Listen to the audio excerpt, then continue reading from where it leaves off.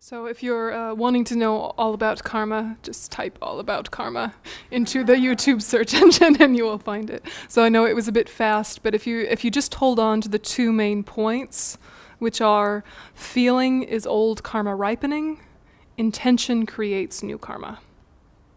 Just hold on to those two things and then play with it in your mind and see how it lands. So do you have any questions about what we've discussed before we move into anything new? Sure. So can I just ask quickly, what are the afflictions? Afflictions refer to negative states of mind. If you've been reading old texts, kleshas, and basically states of mind that disturb the clarity of the mind and are destructive in nature. For example, anger, attachment, jealousy, pride, ignorance. These are all afflictions. So you'll hear some translators call them delusions. Some will call them disturbing emotions. These are all synonyms. Yep. Trouble. Yeah. Yeah, like this. Yeah. Any other questions? Yeah. Yeah.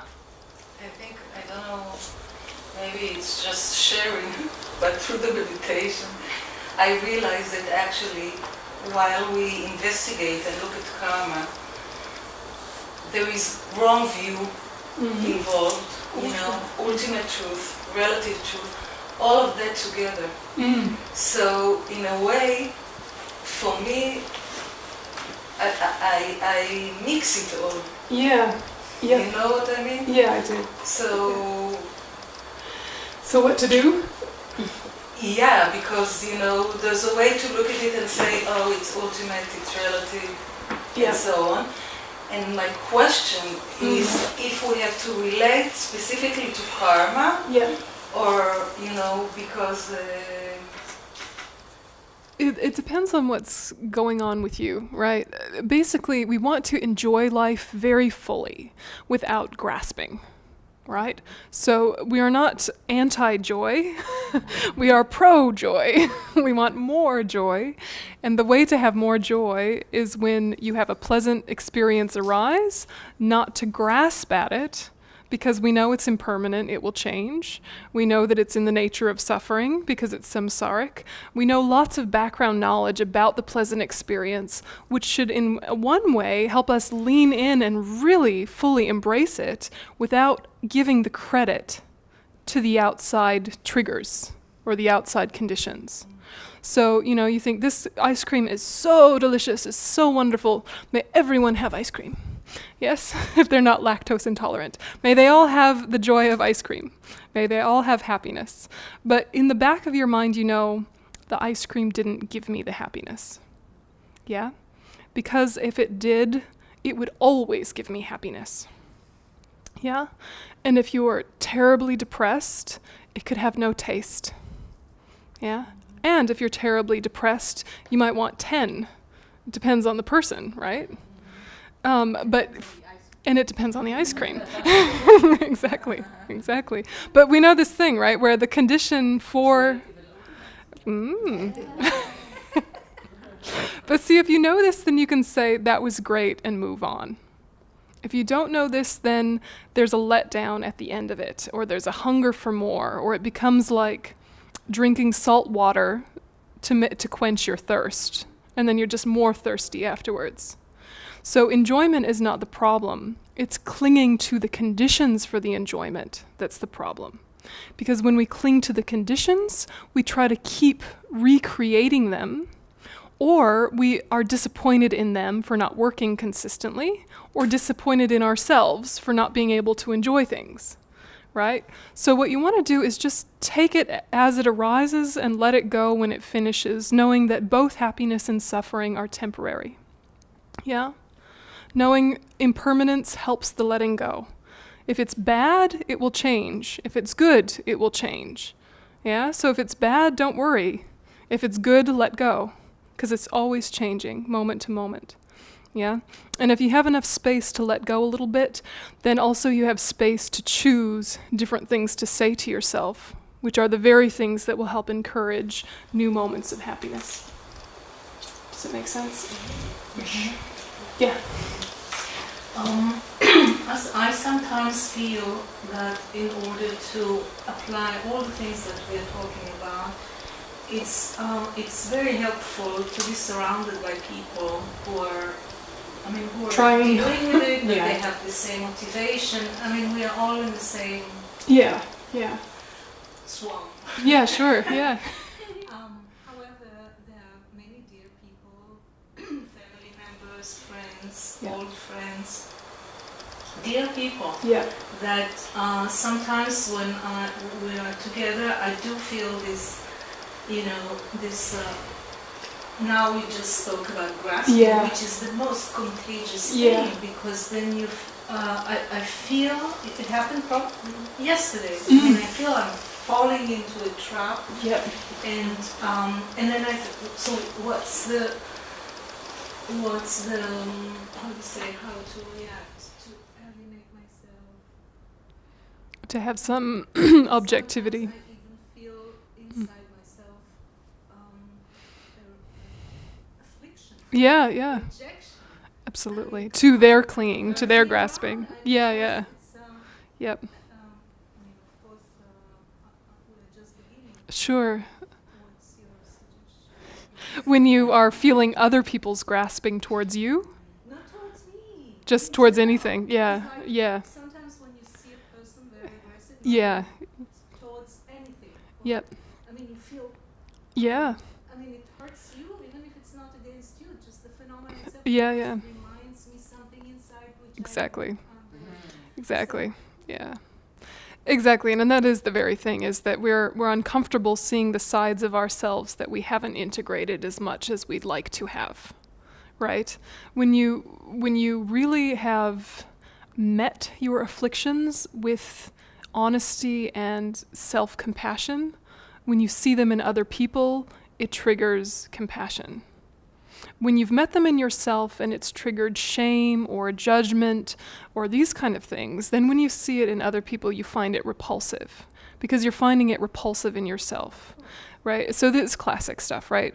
But it's not to say that knowing that is enough to not have that experience when you see other people clinging and grasping. I think it's one of the useful advices is to see everyone as a mirror. To say, yeah, this is what aggressiveness looks like. This is what attachment looks like. Not bad, good, things like that, but when it arises, look at how unpleasant it is. Look at what it creates around itself. I was thinking about this when I was driving here today, and the first part of the drive is really open and spacious, and there weren't many cars on the road. And then the closer I get to Tel Aviv, the more insane it becomes, right? And there was this motorbike rider. He was so cute because he was obviously listening to some music, and he was like, as he was driving, and I saw him weaving through traffic. But he was obviously like really focused and like really happy because he was like do. And I was feeling really impressed. I thought, wow, that's dangerous but impressive, right? And I was sort of happy at his devil may care attitude. And I was sort of feeling like, oh, isn't that cute? And then another motorbike rider came and like cut me off, and I had to kind of put on the brakes, and it was kind of a dangerous moment. And I was feeling a little grumpy towards that one. And I thought, both of them are probably equally reckless. Why is it that one triggered me and not the other? Obviously, there was more personal danger with one than the other, but no doubt the cute one with the music and bopping around cut off somebody. It just wasn't me. He had that look about him, right? And so I thought, obviously, because it was personal, it triggered me more. But also, I thought there was something about the devil may care music-loving one that I found endearing, because I have met that side of myself that can be reckless and indulgent, and I've kind of made some peace with that. I know that part of me, and I know the danger it can create, and I know the harm that it's done in my life, and I've sat with it a lot. The reckless one, the careless one that's kind of taking delight in carelessness. I remember that one, that was who I was as a teenager for some time. And, having sat with it a long time doesn't mean that I'm never that person anymore, but I know it well. The other one was just raw aggression. And my own raw aggression is something that societally I don't want to look at because I'm a woman, right? Women aren't supposed to be so raw aggressive, right? We're supposed to be passive aggressive, right? Right? Right? Right? So I know the passive aggressive side of me, and it's not pretty, but I know her well, right? But the aggressive side, right? Like, of course, we have everything within us, right? Beginningless time. But I think that when I saw that mirror was a more confronting mirror. Because if I saw raw aggression in myself, I would be so disappointed and have so much kind of shame and self-judgment, and all of these issues come up. And so when I saw him, I was annoyed, because I'm annoyed at myself for not having dealt with that part. So, both are interesting, because it's not like both motorbike riders were good or bad in and of themselves, and who knows what was going on in either of them, right? The really aggressive one might have been rushing to his mother's bedside to help her out with something important. I don't know what he was motivated by, right? But because of our projections, the projections are a huge part of the conditions that ripen the next karma. So I'm feeling like that cutting off traffic guy gave me this uncomfortable feeling. But if that was true, then every guy that drives that way would give me an uncomfortable feeling. And when I'm really relaxed, I'm just like, cool, whatever. Yeah, people drive crazy. It's the nature of driving. Doo-doo-doo. Yeah, so if it was really the case, I would always feel the same, and I don't. Yeah, so that moment of being triggered can almost be like this mindfulness bell. Yeah, if you treat being triggered like a call to wake up, it can be really useful, because otherwise you feel your own negative states of mind and your own suffering as somehow deficiencies in yourself. Yeah? When in fact you could see them as, oh, I'd forgotten that that's present, now I'm awake to it again. Thank goodness. I hadn't been awake to that part until this moment. Yeah, I'd kind of lost mindfulness with it. So when I see other people behaving badly, I'm trying to remember the significance I feel is not the significance that is. Yeah? And yet, when you think that, then you laugh at yourself and can relax. Yeah? If you catch it in time, right? If you catch it in time, when it's early. Yeah, the early in the moment of being triggered. If it's late in the moment of being triggered, yeah, it's all over, right? You're grumpy now. But that's the thing with all negative states of mind. If you catch them in their infancy, then they will pass and dissolve. If you don't catch them when they're small, they will grow and take over your mind, and a big karma has ripened, and now you have to ride it out. So all you can do while you're riding it out is keep yourself from hurting anyone. Yeah, so you just keep your mouth shut and your hands to yourself until it passes, right? As Venerable Rabina would say. Yeah? So I think it's interesting to really look at what level is my mindfulness able to catch the little edge of discontent. Does it have to be full-on suffering before I catch it? Or can I feel a little wobble back there where I'm a little agitated? Because if I can catch that, ooh, I'm getting a little agitated, almost the focus you bring to it breaks it apart. Yeah, but you know that if it's too late, you just ride it out. Just ride it out with a sense of humor, with friendliness, with the self-awareness that notices, this is what this does to me. Maybe I can be more patient with other people when they're in it. Yeah, like for example, when I was really, much younger, maybe 12, 13, 14, I had really a strong round of quite severe depression.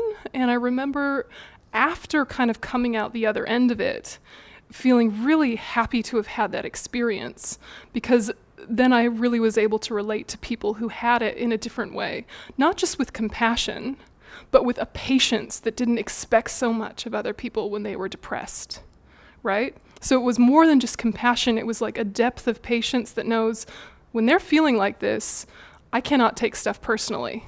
If I say, come on, let's go for a hike in the woods, and they say, no, I'm not going to think that they don't like me. I'm going to think they're really depressed. It's going to make me patient with them, not just compassionate, right? And so when you know yourself well, it brings this real patience for other people's bad behavior.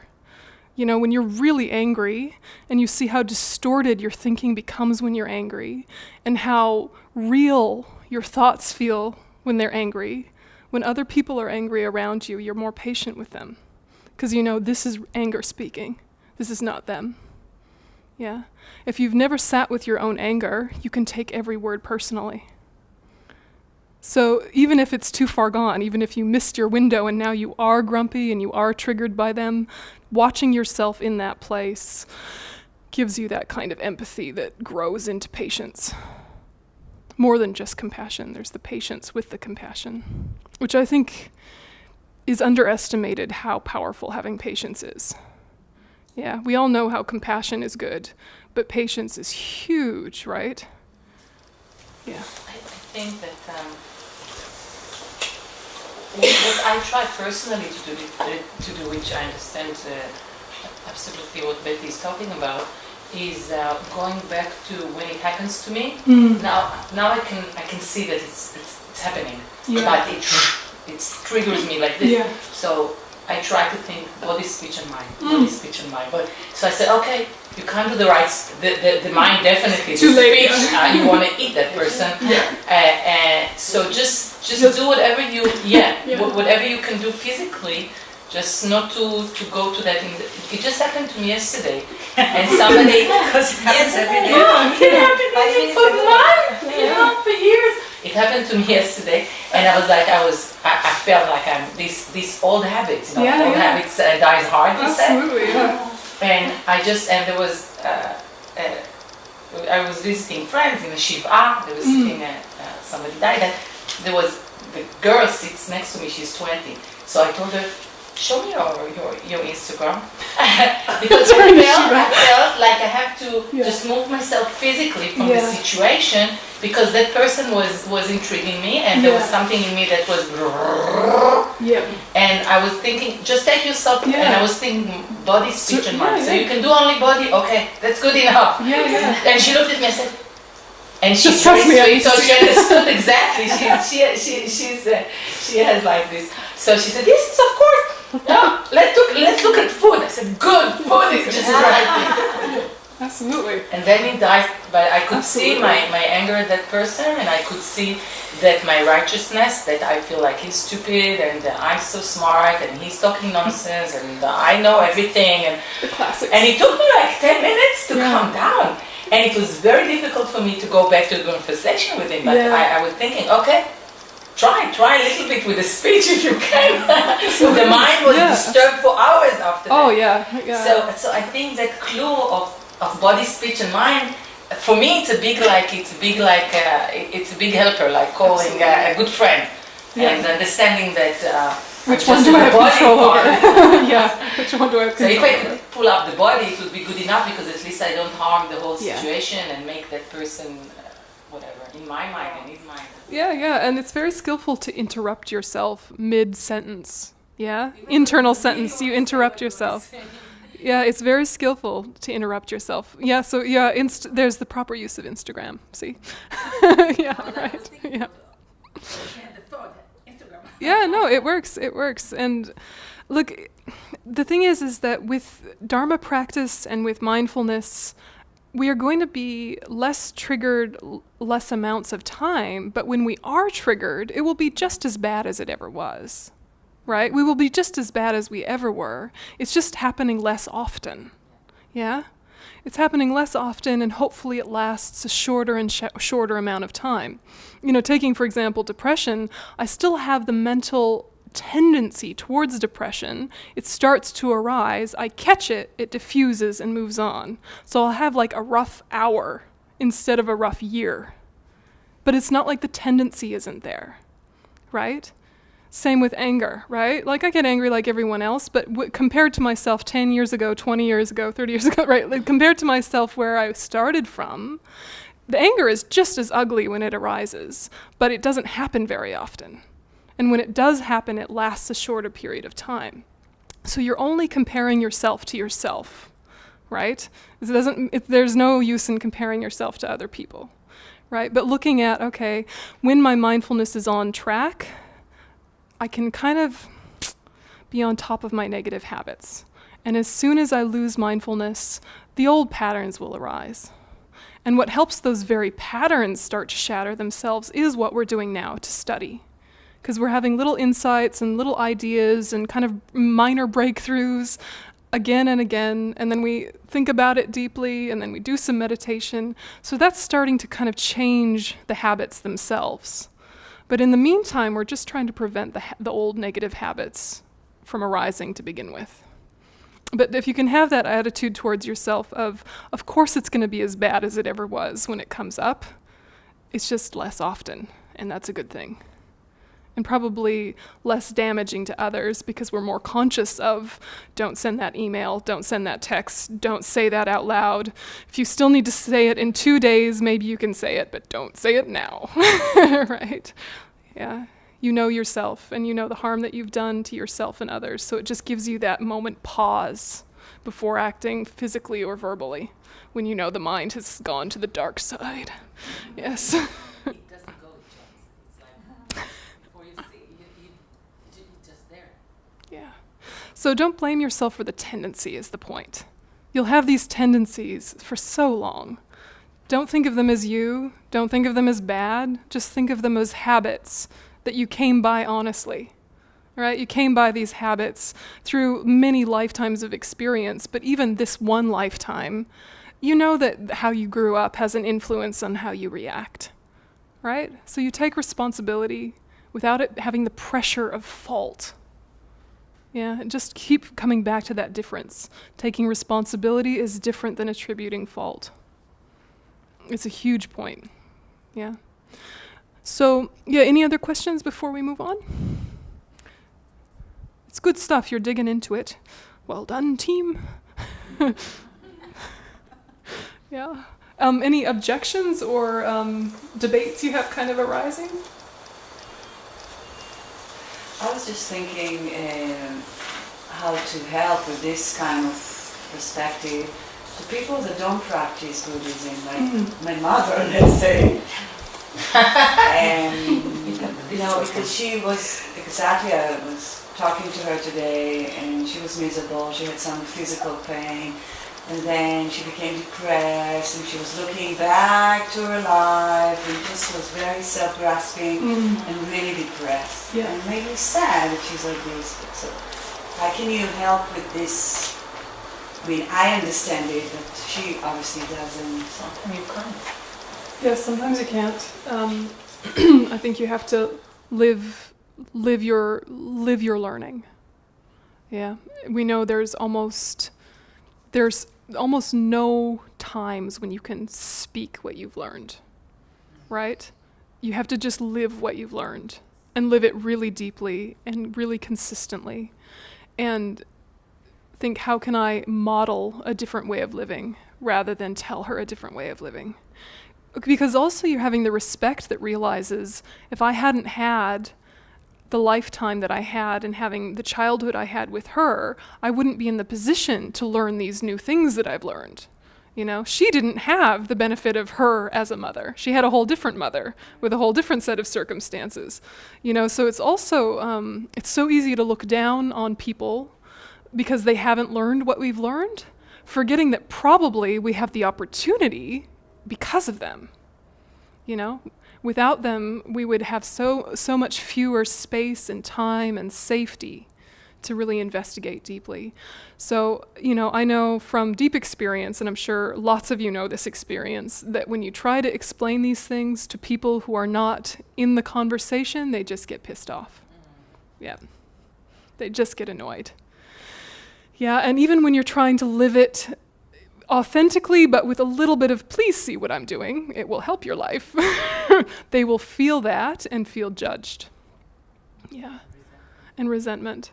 I think the best thing we can do is, for the people that we love who are not in this conversation, is to maintain a good relationship with them. Yeah, because the deeper your relationship is with these loved ones, the more they can hear from you. If they feel judged and criticized, they will shut down. If they feel accepted and loved, there is opening for conversation. Yeah, but there is no opening if they feel criticized. Yeah, even if you say the perfect thing at the perfect time, it will not land if they don't know deeply that you accept them, even if they never change. So it's like you have to start from that place of, even if you stay this way forever, I love you unconditionally. And just kind of be beaming that. You never have to change, and I love you unconditionally. Then they might change.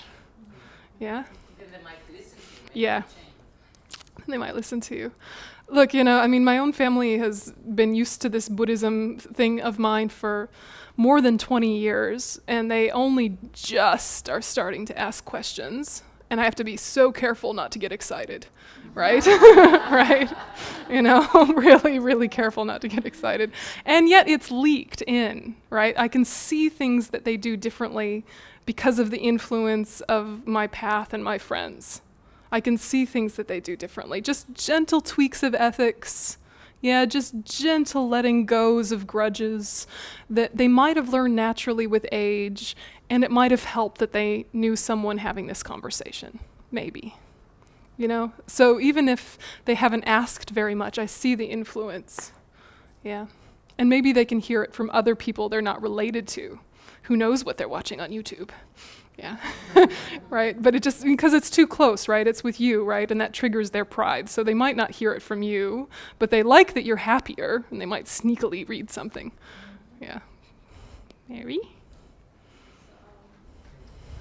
I want to add some programs that I know are very big for me. That because some other mental afflictions are so famous, they don't get enough attention. Yeah. One is expectation. Yes. I feel like maybe my attachments are not my big problem, but my expectations.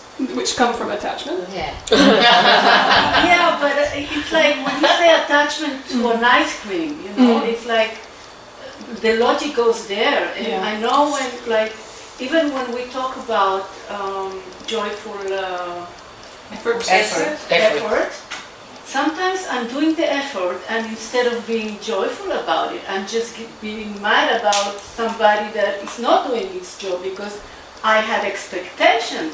There's no attachment.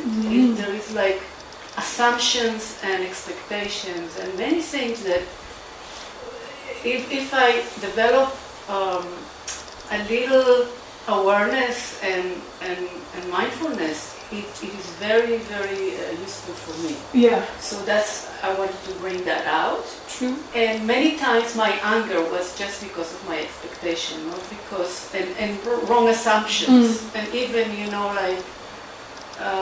all the examples that were given here, I could understand how I would be in that situation by wrong assumptions and by expectations. So just to point that out. But remember that expectations are attachment, right? When we always Yeah. in the teachings, we Yeah. give the ice cream, for example. Sure, but Ice people, cream is yeah. another type of attachment. But remember, the nature of attachment is to exaggerate, Right. right?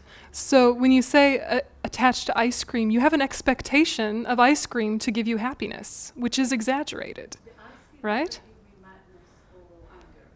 That's what I'm saying. Some I people understand what you No, but see, we use the example because it's simple, right? Because it's less emotionally loaded. If we say, think about your attachment to your children, everyone will have a whole sort of melodrama happening in their mind, and they'll miss the point. Yeah? So we use almost excessively simple examples to not trigger the melodrama. Yeah?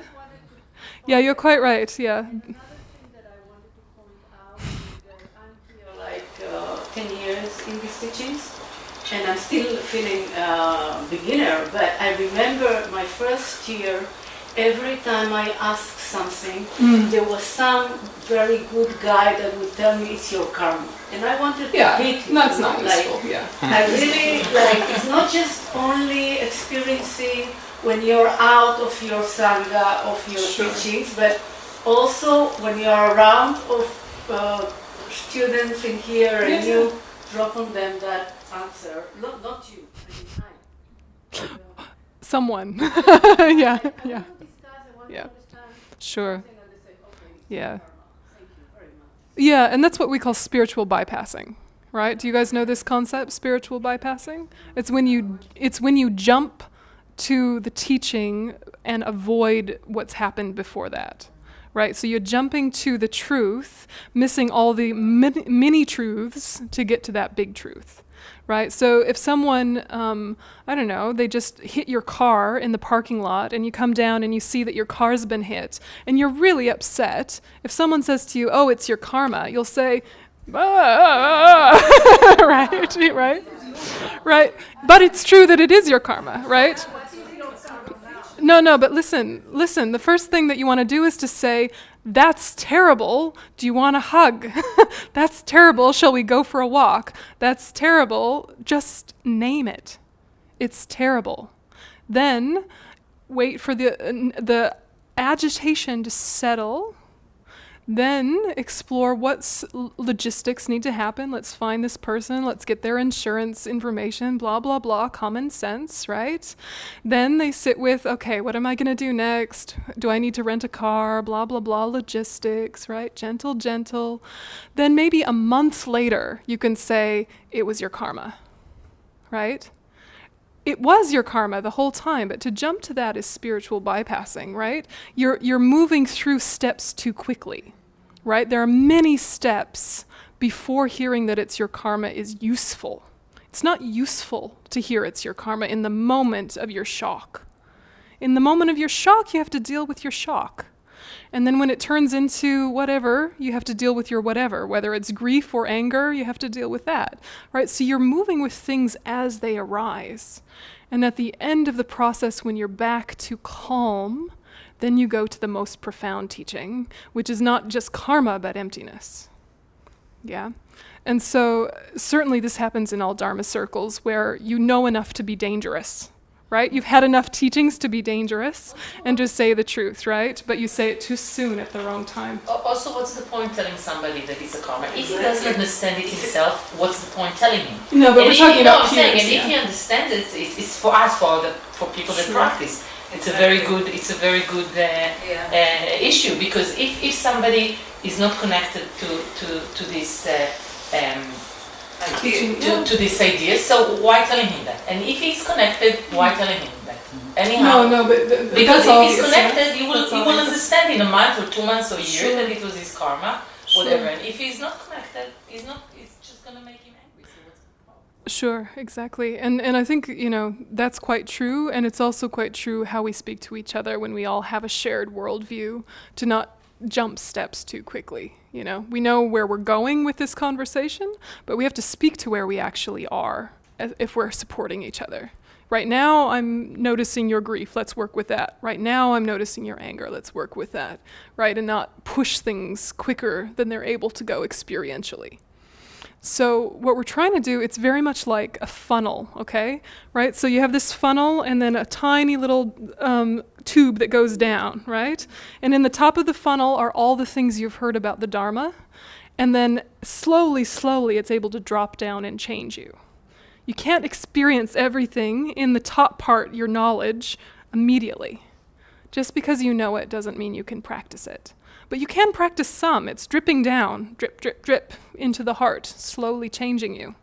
But don't try and force it, right? Or you'll trigger rebellion, or existential crisis, or self-loathing, or aggression towards the path itself, forgetting that it only works if you practice at the pace you're able to.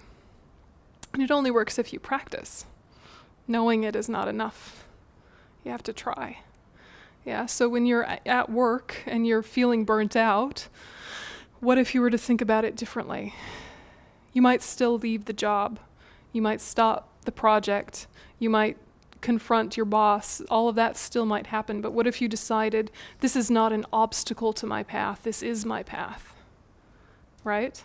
What if this is not an obstacle? What if this is my path? You could go into retreat and do all sorts of physical and mental hardships to purify negative karma, or you could just work well, right? You're in retreat, you're not getting enough sleep, you're having to focus really strongly, there's some physical hardships. Well, also you could just go to work, right? Not get enough sleep. There's a lot of things to focus on. There's some physical hardships like driving, etc. Treat it like a retreat, right? Now I'm in session. Here I am at my desk in front of my computer. Now I'm in session. Yeah, how do I maintain bodhicitta throughout this session? Yeah? Because what are the things that purify negative karma are being proactive about the past, but also letting the present unfold and exhaust itself without creating new negative patterns. So you know, okay, this uncomfortable feeling I have, if I bear it with patience, it finishes it. That one's done. I don't have to experience it again.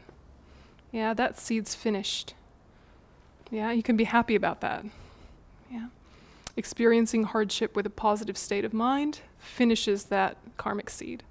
It's good news. Yeah, it's good news. Yeah. Susie? I think that this is a very important conversation we are having because I heard that many times, but you know, each time it's Going in deeper. going deeper and deeper and in a different way, and you know, we are living different situations every time. So, and I was thinking about the ice cream. And why? Because a couple of days ago, I went with my grandsons and I said, wow, we are going to buy ice cream for dinner, so we have a dessert. And I created that expectation. So from that point of view of what I should have done, or should I say, in order to not create that expectation and that feeling of that ice cream will be the best thing of the dinner. Now we are expecting and we are waiting for that moment. And Yes, wow, let me trigger and reinforce your attachment. Yeah. So now I realized that I created that expectation. Yeah. You know, and they were waiting and they were happy, and then Yeah. and so what could I have done Yeah. in order to, you know, not to create Yeah. that situation? Yeah, exactly. And I mean, you remember, where did it come from? Probably your parents did this for you, right? You know, probably it was successful with your children when they were young, you know, and now you do it with your grandchildren. So first, give yourself a break and be nice. Yeah, first do that. Say, okay, of course we do this. But remembering also, what do I want to model for these little ones that I have some influence over? You want to give them rewards because you want them to be happy and like you, right? So what is your need that's got attachment in it? That's so tricky, isn't it? You're like, oh, I want them to be happy. Okay, yes, you do, but you also want them to like you, right? And, you know, trust your karmic connection. They will like you. You love them. You have strong karma to be in the same family. It'll be fine. They will love you without ice cream, right? But if you're setting up this dynamic of the way I show my love is via this thing that triggers your attachment, yikes. But of course, we all have been trained to do that, yeah? So give yourself a break first, yeah? But I mean, think, like, I have very hippie friends back home, yeah? Totally hippie friends. All about Ayurvedic medicine. They do yoga. They teach their children how to do yoga when they're 3. Like, they're so groovy. They're really groovy hipsters. And their children, if they saw ice cream, they'd be like, do you know where milk comes from? The hardships the cows really experience, I don't know how you can sit with yourself and eat that. Like, you know, they're like 10, right? And, you know, but I mean, they've been trained in this other way. So then they get like fresh raspberries from the farmer's market, and that's their treat, right? And the question is it different? In terms of reward, in terms of triggering attachment, maybe the object is less problematic, right? Because there's more ethics involved, but really nothing is pure in samsara. We're really looking at how are we speaking to each other and why, right? How are we speaking to each other and why? And what is the part that is love and what is the part that is attachment? And then whatever behaviors come from that is up to you and makes sense given your family, right? And given your upbringing and given the people around you, right? So, you know, for example, I'm trying not to drink milk myself, but my mother is coming to visit. She is never going to give up drinking milk, ever. I know her. She's from Montana. She's the child of a rancher, so I'm going to buy some for her, right? That's a losing battle, right? It's a losing battle. So it's not about the object, right? We want to do our best with objects that have problematic aspects and live in as ethical a way as we can, and all of these things are very important, but to know it will never be perfect because it's samsaric, right? You could be a fallen fruit vegan who only eats apples right as they're falling from the tree, right? And that's it, right? Ready, right? Doesn't hit an insect and hurt it, right? And they're only from your own garden. You don't travel to get them, right? You could be a perfect fallen fruit vegan, and still, walking from your front door to the apple tree, you're going to step on some ants, right? And in the apple, you cannot be guaranteed there's not some little organisms in there that you're going to consume and hurt, right? Or worms, poor worms, right? Tal's feeling bad, not about the worms. But the thing is that what you want to recognize is in every day, in every moment, we're just doing our best and letting go. Do your complete best and let go.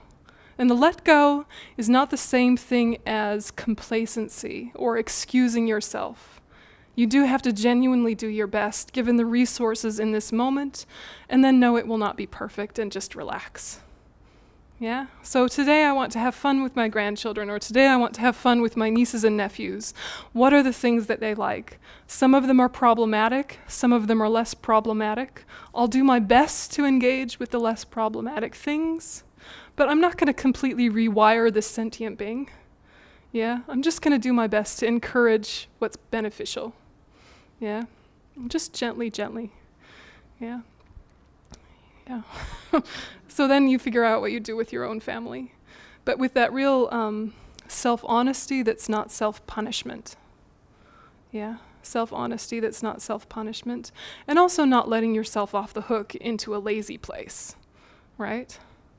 Because there are ways that we could live in a more aware of the impact way, right? We could all recycle a little more, I'm sure, right? All these things we know we could do, but you also know you won't be perfect. Yeah, and I think part of the thing that can steal joy and can trigger defensiveness is when you feel like you could be perfect and have to be perfect as a criteria for your value as a human being. Yeah, that if I do this, this, and this, then I am a valuable human being, or if I do this, this, and this, then I'm good, then I'm acceptable. Yeah, which in the background is and allowed to be loved, right? So we have to just be very gentle that we don't become perfectionists, right? While working for perfection, we cannot become perfectionists. Yeah, we're working to become a Buddha for the benefit of all sentient beings, and we suck, right? It's fine, right? Just slowly, slowly, right? Gently, gently at your level, right? So having effort means having the right pace. Yeah, the right pace, and the joy part comes from knowing it's worthwhile in and of itself, whether or not there are obvious results. Because as soon as you look for tangible, concrete results that your state of mind is working, then you ruin its ability to work. Yeah. So when you hear kind of Zen groups say, you know, the path is the goal, or it's all about the journey, and it sounds a little bit new agey and airy-fairy, there is still something to that. Right? If you're sort of, you know there's a goal, but it's not about the goal. You know there's a path, but it's not about the result of the path. So you're staying oriented in a positive way without grasping and without this kind of pressure to achieve. I think that knowing that whatever comes my way is the path and is practice makes it a lot easier to deal with it. You know, you talked about the right path, or is it the path or not. I remember my son studied in the US music. He's a great musician, you know, and he had a lot of work there. He was, you know, bonding with the best musicians there. And then at one point, his visa was finished, and he had to leave everything and come back to Israel. And I remember telling him, oh, such a pity, your path was starting to open. Yeah, right. And then he surprised me and he said, Mom, as a Buddhist, I'm surprised at you. You should understand that this is my path. My path is that the visa is finished, I have to go back to Israel. And then, you know, it reminded me, because sometimes we forget. Yeah. So when we take whatever comes as an experience, or as then we can really rejoice, I think. Absolutely, yeah, absolutely. And again, it can't be spiritual bypassing in the positive either, right? So you can't be reframing things faster than your ability to digest, right? So I'm sure when he first had his visa canceled, he was like, "Bloody American government," right? And you give him that moment. Yes, indeed. Yes, indeed. And then the next moment is the reframe, right? But if you were to try and push it to reframing before the initial acknowledgement of this was unexpected and not what I had planned or wanted, right? Right. So you know what I mean, right? It's pacing is key. Pacing is so key. So anyway, so there are many types of joy that we talk about in Buddhism, okay? And if you know, the background idea is that all the types of joy discussed in Buddhism create the cause for future happiness. They all create the cause for future happiness and are a condition, but there are many, many conditions, but they are a condition for past positive karma to ripen as present happiness, which is not to say that they will in the immediate. Yeah, they can act as a condition, but there are so many other conditions, there is no guarantee. So with joyous effort, we're trying to have the will that says, in the background, I'm happy about doing this because it's worthwhile. Whether or not my feelings synchronize into comfort, pleasant happiness is kind of irrelevant. It's a bonus if it feels pleasant while I'm doing it, but it's not the criteria for truth. Yeah? Because your current state of mind is a condition for which karma is going to ripen, but it's one of many conditions.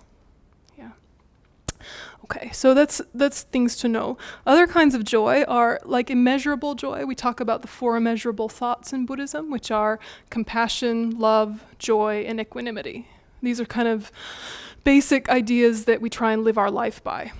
And the Buddha taught this set of the 4 immeasurables to non-Buddhists. He taught it in the Pali tradition, and he taught it in the Sanskrit tradition. So he taught it in all teachings, or in all categories of people that he taught during his lifetime. So there's a completely secular way to talk about the 4 immeasurables. There's an aiming towards nirvana way and an aiming towards full enlightenment way. So the 4 immeasurables are a really universal teaching in Buddhism. And universal or immeasurable joy, there's a few types, right? So there's joy with, okay? Joy with is when someone else is happy and you're happy that they're happy, right? Someone else is happy, you're happy that they're happy. This is very powerful, right? We could call this sympathetic joy or empathic joy, but it's the sort of joy that we feel like, for example, if you have grandkids or little nieces and nephews, when they're doing well and enjoying themselves or learning something or figuring something out, and you're just so happy, right? You know that feeling when you're just so happy that they're doing well and so happy that they're happy. It comes easiest with children and pets, right? Yeah. So know that joy and see if you can consciously bring it to when you see other people's happiness. It's an interesting experience. Yeah? What if I was happy when others are happy? Yeah? It increases the general happiness then in the room. If you're not happy with other people's happiness, what happens? Jealousy. Exactly. Jealousy. Bitterness. Exactly. Depression. Why do I never get that kind of happiness? Right? Right? So it's an interesting one to explore. Then joy 4 is rejoicing in others' positive deeds. So this is the direct antidote to jealousy, is rejoicing. And this is when you see not just people being happy, but you see people creating the causes for happiness. So this is like when you see people doing amazing charitable work or really being incredibly compassionate in their family, when you see them doing the right thing at work, even if it's at a cost to their professional identity, giving people credit where credit's deserved. Rejoicing in is amazing antidote to jealousy. And you're really rejoicing for the fact that good is done in this world. So rejoicing is a practice that our teacher Lama Zopa Rinpoche emphasizes so often, and it can sound really cheesy, because you sit down and go, how wonderful it is that, how precious it is that, and it sounds so cheesy, right? It's like, oh God, what? Okay, yay, right? But actually it's incredibly powerful if you can move past the cheese factor, right? If you can kind of like move past that into, actually, yeah, right, the fact that Doctors Without Borders exists is an amazing thing in this world. The fact that my grandparents had a beautiful marriage full of mutual respect and genuine understanding and affection, this is an amazing thing in this world. A good, solid, healthy marriage that lasted over 50 years. I'm rejoicing in that. Yeah? What else? I'm rejoicing in the fact that my non-Buddhist friends are working so hard for the environment right now. Yeah, my old school friends from back in the day, back in Helena, Montana, are really aware of the environmental impact of certain policies in that town and are trying to change them. I'm so happy that's happening. So these are all things that I have nothing to do with, right? I have nothing to do with Doctors Without Borders. I have nothing to do with my grandparents' marriage, nothing to do with my friends back home. I could think of those same things and have jealousy or comparison, or I could do that if I wanted to, pride, right? But just thinking, isn't it wonderful? Isn't it wonderful that that's happening? It actually gives you encouragement that you're not alone in this world trying to work for the greater good. Yeah, sometimes we can feel like we're the only one in our life, in our circle, who's working for the greater good. Right? So consciously think of how many people are. It gives you a lift. From a Buddhist perspective, it also increases your positive karma. If you're rejoicing in the activities of your peers, you get the same merit as if you'd done it. Right? So it's a very quick way. It's a super shortcut, right? If you rejoice in the activities of people of lesser capabilities, you get double. And if you rejoice in the activities of spiritual teachers and Buddhas and Bodhisattvas, you get half, right? This is all very interesting stuff. Karma is an extremely hidden phenomena. Don't ask me all the reasons why. The Buddha knows the reasons why. Lama Zopa might explain. But basically, dependent arising. So whether you take that on board or not is not really my concern. It's interesting. What is universally true is that when you think of the good others are doing, it cuts your negative comparison. Yeah? And it actually prevents your deprivation mentality. We can start to feel like, I don't have enough, I don't have enough, I don't have enough of this, I don't have enough of that, especially when we see other people doing well. What if you consciously thought about other people doing well on purpose? It might actually make you feel abundance. It's interesting. Just experiment with it. Think about abundance. Shefa. This is going to be my new word. So it is interesting, right, to see what triggers our feeling of I need more, right? It's obviously involved with attachment. I need more, because you want more happiness, right? And it's fine to want more happiness. But when we want more happiness and we think it's the conditions, that's where it gets complicated, right? So when you say, okay, I like my house, but I'd be happier if my house had one more room. Or I'd be happier if my kitchen was renovated. Or I'd be happier if. And the thing is, well, you might be, or not. And it won't have anything to do with the renovation in and of itself, right? And so attachment is saying, I need to have a renovated kitchen, or else I can't have full kitchen happiness. Yes? My degree of kitchen happiness will be prevented unless I get a renovation, right? And then you'll see your friend with their brandly renovated kitchen and think, see, they have more happiness than me because their kitchen has the groovy gas stove. Mine still has the electric stove and only 2 burners. They have more happiness than me because they have a better kitchen than me, which may or may not be true and has nothing to do with their kitchen, right? But if you think, isn't it wonderful that they have a nice kitchen? It actually prevents your sense of deprivation. It's an interesting experiment, and it's counterintuitive. But what if you were just to think, oh, isn't it wonderful they have a beautiful house? Isn't it wonderful that their children are successful? Isn't it wonderful that their marriage is healthy and grounded in compassion? Isn't it wonderful that their career is going well? We don't want to do that, right? Our jealousy is like, it's not fair that they have those things, right? Or I could have those things if I worked harder. I just choose not to, but I could if I wanted, right? Jealousy does this. I could if I wanted. I just haven't put the effort in, but I totally could. Yeah. Yeah, or they just got that because they inherited it from their family. They didn't work for it. They don't deserve it, right? This is what jealousy does, which, whether it's accurate observations or not, isn't even the point. The point is that it steals your joy. Yeah, the point is that jealousy steals your joy. So this kind of rejoicing, or this kind of immeasurable joy, is really powerful, okay?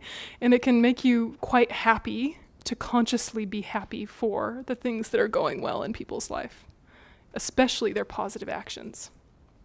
Yeah. Is this kind of joy in the seven limbs prayer, in the actions of Arya? Yeah. Yep. Exactly. Yep. This is the one. Exactly. In the seven limb prayer. Yep. And then we have aspirational joy, which is looking for the potential for awakening in others and in ourself. So basically, you're looking at the fact that Buddhahood is possible, or nirvana is possible, depending on your perspective. And then that's the last type of joy, is the joy of nirvana, which is the happiness that is without suffering. Okay, so all these are kind of contained under the general heading of immeasurable joy. And that's a teaching you'll hear a lot touched throughout Buddhism, and that prayer you'll hear a lot, the prayer of the four immeasurable thoughts. So just know that is one area where we talk about joy in Buddhism.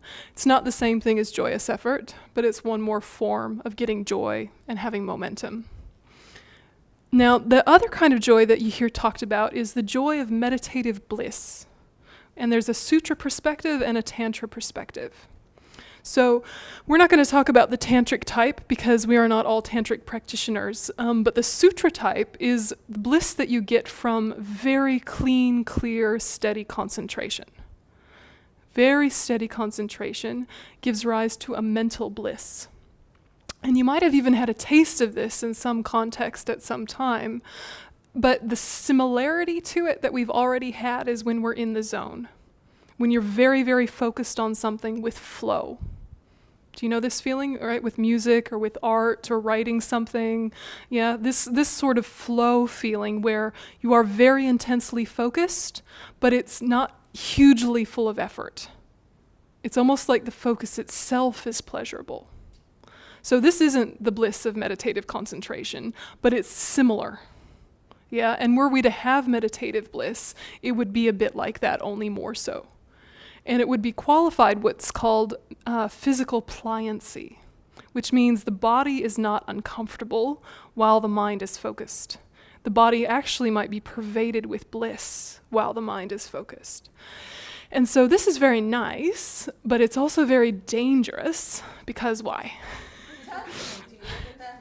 You get attached to it. Yeah, exactly. You think, well, this is great. Never mind sentient beings. Let's just stay in this mental atmosphere forever. And it becomes, your natural high, right? You'll get bored anyhow. Let's say you stay there. You won't get bored. Not with that type, yeah. Not with that type. With regular meditative, calm, happy, in the zone-ness, yes, you will get bored. But if it was real meditative bliss, like the bliss that comes with fully qualified calm abiding, you will not get bored. The danger is you'll forget your bodhicitta. That's the danger, is it will be so nice that you'll forget to work for the welfare of others, right? Which is why it's okay that we suffer right now. Yeah, it keeps us awake enough to the presence of suffering. If we are not awake to the presence of suffering, we want to think that we be altruistic. We want to think if we were billionaires, that we would be really amazing philanthropists, right? We'd send all sorts of goods to Africa, and we'd send all sorts of goods to, Humane Society, and women's shelters, and whatever your thing is. We'd be charitable, philanthropic, amazing people, right? If we were suddenly billionaires. Don't we kind of think that? right? We get ourselves a nice house and a nice car and give presents to our friends and family first, and then we'd be amazing philanthropists, right? That's what we think in our head. We'd give to charities, we'd support good causes. Do you think that, right, if you were a billionaire? And probably you'd sort of do that for a while until you forgot what it was to suffer with poverty, and then you just get lost in indulgence and power. You want to think that you're different. But how many millionaires and billionaires maintain a charitable influence in the world? Some. Not many. Yeah? And it doesn't mean that those ones that don't were inherently greedy or bad. It means that the further separated you get from those sufferings, the harder it is to relate to them. Right? It's the wrong kind of detachment. It's disengagement. Right? I mean, it's the same for us if things are going really well for us financially. Maybe we're not millionaires or billionaires, but just comfortable and not worried. If we have a friend who's not doing well, who's in like really bad debt, we're kind of like, how did you get yourself into that? Why aren't you organized? It's not that hard, just get organized, right? We can be really judgmental, right? But if we've recently experienced terrible debt, got ourselves out of it, gotten organized, then if we see someone in debt, we're like, oh my God, I know exactly what that's like. That is horrible. Okay, what can I do? Yeah, let me show you my financial planner. Let me bring you this or that, right? So the further we are separated from suffering, the easier it is to not relate to people. Yeah? So it's not the worst thing in the world to have a bit of suffering, because it keeps us connected to the fact that there is suffering. Thoughts? Mm-hmm. I don't know if it's because you started to talk about meditative bliss. Yeah. And I think that when people are lay people Mm-hmm. and they have a meditation retreat once a while, Yeah. and they have like maybe once in 6 months, once in 2 months, Yeah. and they have like a Dharma class, Yeah, once a week or once a fortnight or something, yeah. and then there's this Yep. and this, and you said earlier it's all the same. I'm not sure what you're talking about, but anyway. About the Zen kind of. Yeah. The path is the goal, the journey. When you're a nun, Sure. do you have this, you feel like you're experiencing the Dharma all the time because you are all the time on the mission. We're a lay person, you want to do this, And then you get distracted by and then life it's stuff. so much easier to say to yourself, but I'm okay, but I'm a Buddhist, I have Sure. Yeah. I mean, it's private whether you are privately Buddhist or not. Like, I am publicly Buddhist, right? And, some of you are publicly Buddhist in that your friends and family know, and some of you are privately Buddhist in that none of your friends and family know, and some of you are not Buddhist at all and just interested, right? And that's all completely acceptable. Being a nun doesn't mean that my mind is in the Dharma all the time. It means that I want it to be in the Dharma all the time, right? So that's true of Buddhists. You want your mind to be in the Dharma all the time. And what you do with your daily life structures is to try and figure out, using the idea of the mental factor of contact, right? The meeting of the outside and the inside world. What are the things that I come into contact with that are conditions for negative states of mind? Okay, everything. So what are the things that I can minimize, right? That are strong causes that might make me especially distracted, right? So it is true that family life can be very distracting, right? Can pull you off of your path. But that's not to say that it has to. Family life can be your path. Having a romantic relationship can be your path. And these are amazing ways to have a path and live a totally normal life that's in sync with Dharma. The only reason to be a monk or a nun is because you realize your own distractibility, right? And, I know that if I am in family life, I will forget many things that are important for me to remember. Because it's fun, right? Romance is fun, family life is fun, holidays are fun, right? Yeah, that's right. I forgot, right? I forgot. But the point is that we're all trying to organize our life, right? Show me the fun. Show me the fun. Look, I'm happier since I became a nun, but it's not because I'm a nun that I'm happy. That's what we have to understand, right? You may or may not be happier since becoming Buddhist. It's not the Buddhism that's making you happy, it's the integration of it. So there are miserable, grumpy nuns, and there are happy, enlightened nuns, and there are lots in the middle, and it actually isn't really to do with the structure that they've entered into. It's the approach to it, right? It's your approach to your life. It's not the structures of your life.